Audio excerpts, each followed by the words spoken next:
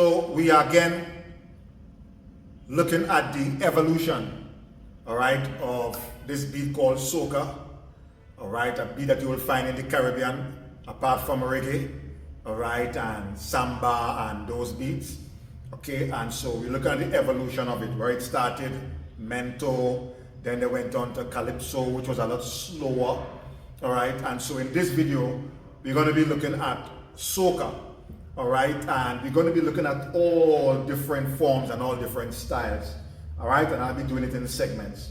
So with this one now, okay, your bass drum is simply played 1, 2, 3, 4, 1, 2, 3, 4. So in soca, the beat actually pick up, right? 1, 2, 3, 4, 1, 2, 3, 4, 1, 2, 3, 4, 1, 2, 3, 4.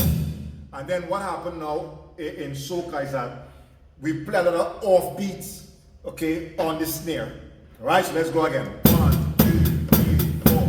1, 2, 3, 4. 1, 2, 3, 4. 1, 2, 3, 4.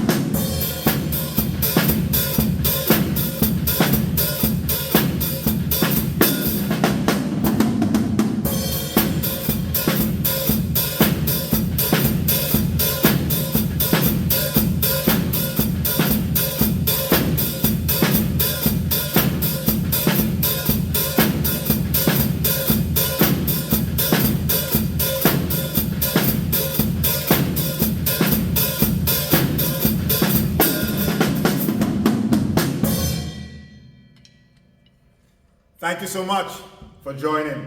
All right, so that is part 1 and part 2 of playing soca. All right, looking forward to seeing you in the next video.